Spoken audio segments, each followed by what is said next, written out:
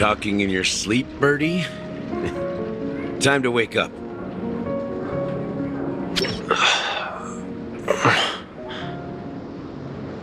Huh? Need a hand? I'm still alive? Yeah. Happy about that. Where is Robin? Tell me. Now. I knew that was going to be the first thing you'd ask. Don't worry, your sister is here, safe and sound. She's probably walking around the streets now. If I were you, I'd be more worried about myself. After all, right in front of you is the guy who just stabbed you in the chest with a dagger. If you wanted to kill me, you wouldn't give me the chance to speak. Just tell me your demands, lackey of the watchmaker. So, you figured out who I am, huh? No wonder you had the guts to go against the Dream Master and the Four Families. Looks like I made the right choice. Choice? You are aware of my plan and see through my act. Time is running out, so let's drop the charades. I'm suggesting we cooperate. Cooperate? What makes you think I'd cooperate with you? The fact that the famous Robin has chosen my side. Plus, some clues about a traitor and a bright future for Penacony. Any of that catch your interest? I find it hard to believe a man who's full of deception. Fine. You don't have to trust me. What you should trust is the sense of justice inside of you. Show me Robin first. All right, as you wish. Here she is. Huh? What's your trick this time? Just kidding. I mean, this lady will lead us to Robin, right? And the crew, too. There are too many people who you owe an explanation. That'd be great. Please follow me, Honorable Oak Family Head. Now, all the actors are on the stage.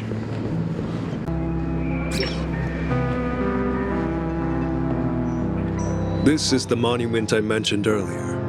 The names inscribed on it should be familiar to all of you. Rosalina and Tiernan. When Penacony was known as a frontier prison, it was the Trailblazers who connected it with the stars. They were the heroes who saved Astana, and their names deserve to be immortalized, not just on the small stone tablet, but in the annals of history for all of time. However, today, the planet of festivities is nothing but sweet dreams. That heavy piece of history is all a distant memory. Just like that prison. If their names are inscribed here, then that means... According to Micah, they died long ago. Rosalina was killed during the War of Independence.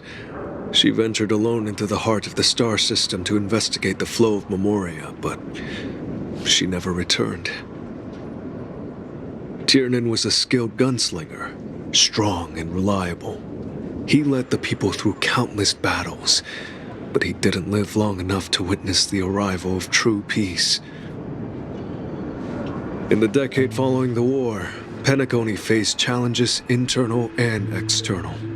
To protect Astana, Tiernan took up the way of the Trailblaze and led the Lampmoth family to explore beyond the system, only to be surrounded and wiped out by the swarm. Though I had expected as much, the tales of these heroes truly are sorrowful. True to the title of Trailblazer, they spent their lives venturing into the unknown. But what about this tablet? There are no names carved on it. When Dreamflux Reef was created, its owner was still alive. However, he insisted on erecting a monument for himself, saying that it will happen someday. Here we meet again. Everyone from the Astral Express.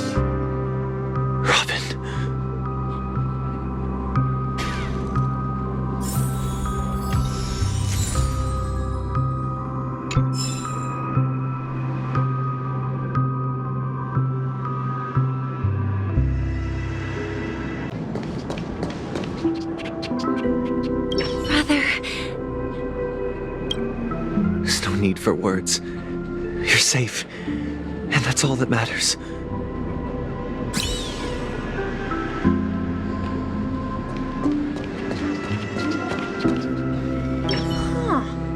The atmosphere sure is livened up with all these people in here.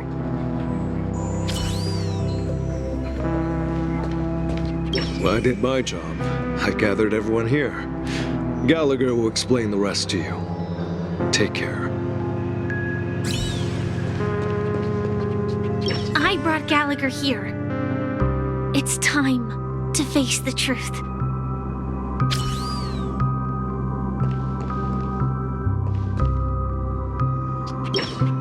I promised to give the siblings some privacy, so let's talk about our business first. What do you say? That sounds sensible enough. Since you went through the trouble of gathering the family heads, the crew, and the Stellaron hunters, I'm guessing you have something important to say, Mr. Gallagher? Oh, is it that obvious? The look on your face is practically screaming, I'm the one behind all this. You're right, Mr. Yang. It is indeed time to come clean on everything. The siblings already know what they need to, and they've made their choice. But you, Nameless, arrived a bit late.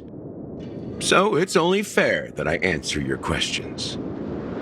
Before we begin, let me reintroduce myself.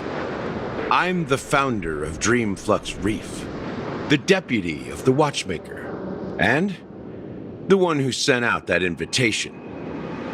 As Gallagher, the history fictionologist, I humbly extend my greetings to you all. History fictionologist? So what, everything you told us was made up? Well, don't worry. Almost everything I shared was true. Well, except for the part about the family accepting me back. I double-checked with Micah, and everything he said about the family, the Watchmaker, and Mikhail is true. Thank you for your understanding. Now let's get down to business. I'm sure you're all wondering why I went through the trouble of setting up this battle for the legacy, inviting different factions and stirring up a ruckus all over Penacony. Well, it all boils down to something very familiar to all of you. The Stellaron. The Stellaron? But how is that possible? Penacony is a free-flowing interstellar hub. There are no signs of contamination whatsoever. You're totally correct. So, care to take a guess at what that means? I wish that were the truth. But if that were the case, I wouldn't have invited all of you. The sweet dream doesn't come out of thin air. If you think of the memory zone as the sea, creating the land of the dreams is like filling that wild ocean with earth to make an island. To achieve this feat, without the help of an emanator of remembrance or enigmata, the only way is to use a Stellaron. And that's not something you can achieve with a simple wish. It requires vast quantities of knowledge, time, and manpower. I'm sure you get what I'm hinting at. In Asdana, the planet of festivities itself is a Stellaron disaster. The planet of festivities itself is a Stellaron disaster? It all started a long time ago, back when the Watchmaker and his crew liberated the frontier prison. They faced countless challenges as they began building Penacony from the ground up. That's when the idea of using the Stellaron came into play. The Stellaron first entered the Asdana system during the war. The Nameless warned everyone against the folly of attempting to tamper with such a power, and most heeded their words. But there are always people in the shadows with ulterior motives. The turning point came after Tiernan's death. With two of the Nameless gone, the Watchmaker had to go to the front lines. It was at that moment his rivals saw an opportunity. By the time a representative from the Montour Systems family arrived at the Watchmaker's call, the Stellaron had already been activated, and was seeping into the primordial synesthesia dreamscape. And I suppose the family happened to possess the knowledge to seal the Stellaron? Not just that. They knew far more about the Stellaron than the average person. They helped Mikhail swiftly quell the civil unrest and played a part in building Penacony under the disguise of the Harmony. Those 3 eras were known as the Age of Dreaming. The Watchmaker, who had been left in the dark, sent out invitations across the universe, spreading the hype around the land of the dreams. Then, how did they turn against each other? Remember the island in the ocean metaphor? The truth is, the Stellaron was never truly sealed. It existed in a different form within the dreamscape. Think about this. What would it cost to create and maintain such a lavish dreamland? It's people's lives. The opulent dream is built upon the decay of spirits, with a toxic elixir called pleasure flowing through the dreamscape. It tempts people to indulge in the dreamscape, and gradually their minds succumb, becoming nourishment for the sweet dream. Confusion, laziness, and cowardice, weaknesses that plague humanity, were magnified and nourished by the family. Penacony became a new kind of prison, even more impenetrable than the previous one. Sadly, we realized this far too late. By then, the family had a firm grip on Penacony, swiftly quelling any opposition that arose. At my wit's end, I had to use the power of the Enigmata, and sought refuge in this chaotic realm. Over the years, I created a meme within this dream for our use. Dormancy. That's its real name. We exploited a loophole. You see, regular people can't fall asleep again while they are inside the dreamscape. So this is the true meaning of the impossible. You sent out invitations in the Watchmaker's name to find forces capable of resolving the Stellaron disaster and draw them into Penacony to uncover the truth. It's not just that. Above all, I wanted to see what happens when the major factions engage in a struggle for the legacy. Since this is the Watchmaker's first announcement in decades, the traitor within the family is bound to reveal themselves. So, the legacy is just a facade.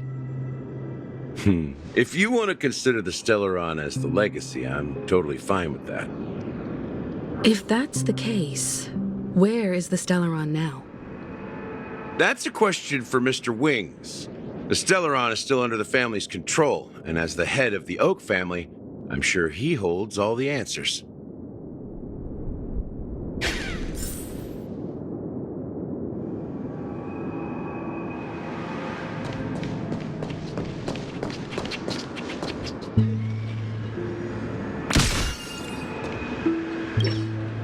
Are you done talking?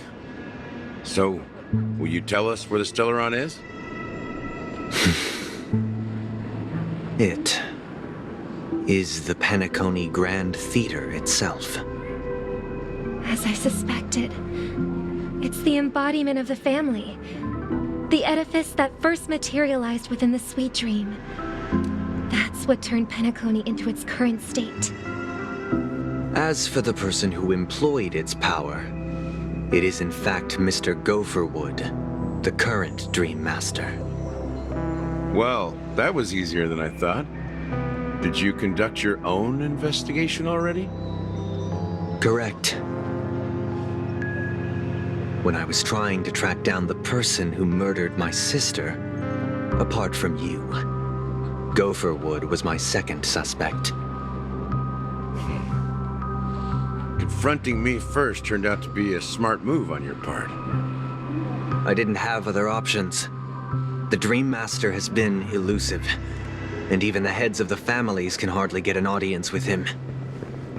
Moreover, Mr. Gopherwood has been kind to my sister and me, and I didn't want it all to end like this. What do you mean by that? To be honest, my brother and I are also victims of the cancer of all worlds. We grew up as orphans, and were adopted by the family when they came to help. Mr. Gopher Wood recognized our potential and brought us to Penacony. But I can't just stand by and watch Mr. Gopherwood become an enemy of the Harmony.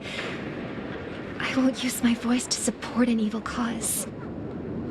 I won't step on that stage and sing, no matter who the traitor is, or what orders they give me. I won't let the Charmony Festival become an event that destroys Harmony itself, or the paradise in our dreams. Indeed. For the paradise in our dreams. As the head of the Oak family, I'm responsible for ensuring Penacony's promising future. Robin and I will head into the Sweet Dream and confront the Dream Master. And if it turns out that the family has truly strayed from the Harmony, I'll fight alongside you. We'll put the Charmony Festival on hold and make sure Mr. Gopherwood pays for his blood debt. The enemies you are about to face aren't like this old dog here, who can barely even bark. Since our interests are aligned, why don't we team up? Maybe, just maybe, we'll have a shot at success. We have always been following in the footsteps of our nameless predecessors, and there's no reason to stop now. Yeah, we Nameless won't back down from a challenge. Isn't that right, Mr. Trailblazer? That line actually makes me a bit nervous. Rest assured, sitting on the sidelines isn't in our nature. Mr. Sunday, Miss Robin, I'm willing to accompany you on behalf of the Astral Express. Having a third party present should help with negotiations, and could make all the difference if things get ugly. Thank you, Mr. Yang. Thank you all very much. The Charmony Festival is about to start, and time is against us. We must hasten. Everyone, let's gather over here. We still need to make some preparations.